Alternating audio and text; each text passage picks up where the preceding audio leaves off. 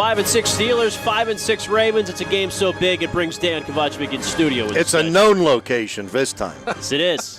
Unless I'm one of those CNN holograms.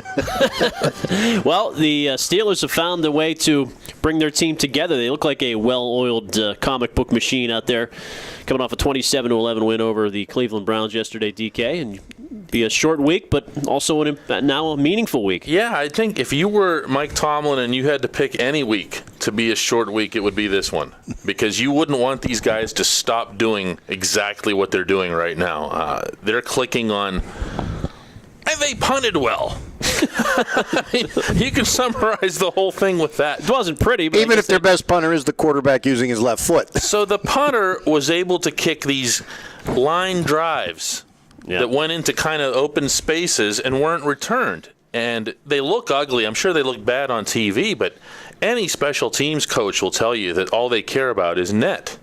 You know, they just care about how much it produced and how little the return was. So yeah, they punted well. They punted well. They're doing everything well. I mean, they're rushing the passer thanks to Jason Worilds and to a lesser extent Jarvis Jones. They're covering guys. They're making plays in the secondary. We hadn't seen this. They're starting to run the ball at least a little bit. You know, I mean, that team, the Browns, you know, we can laugh at them, the Cleveland, dilemma over the years. But the fact is that team was number 5 ranked in the NFL in defense, and the Steelers were able to put up 85 yards on the ground against a team that knew that they were going to come at them on the ground because of the weather. And, to me, Ken, we're talking about key plays of the game. To beat Joe Hayden for the first touchdown, regardless of what you think of the rest of their team, is one of the best players in the league. Yeah, and to me, they're a quarterback away from really being a playoff-type contender. And you can make all the jokes you want, same old Browns, this or that.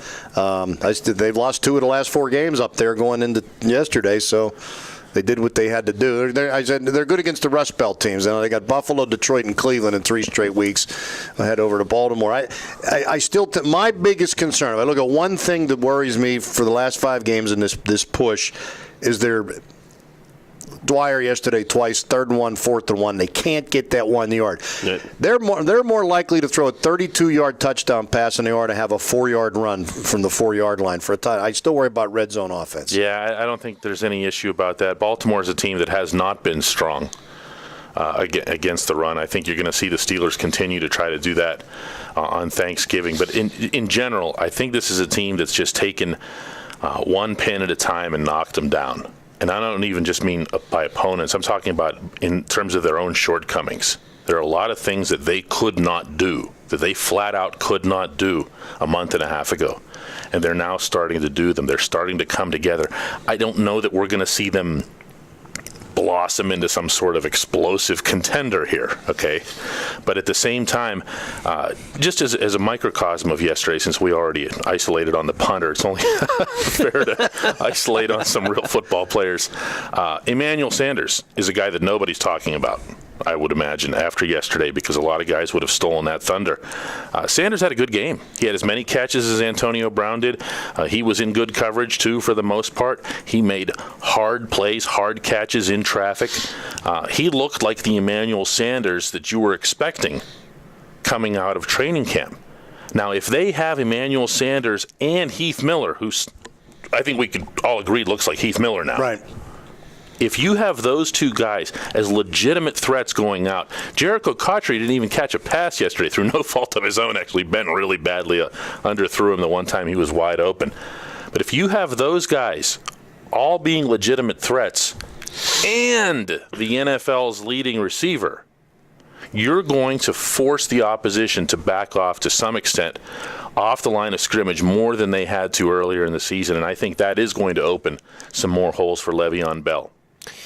Sanders and also Jason Worilds, both in their 4th years, DK, finally coming into their own. It's almost like we saw with Keenan Lewis last year. It's taken them both a little bit while, to get their legs. Well, Sanders has been productive for a couple of years, a little bit different than the Jason Worilds story, but still, those have been key stories to the season. Yeah, coming into their own thing, and I had a Sunday column where I kind of went through a handful of names of guys who have taken the places of players who started out the season who've been much better than the guys they replaced.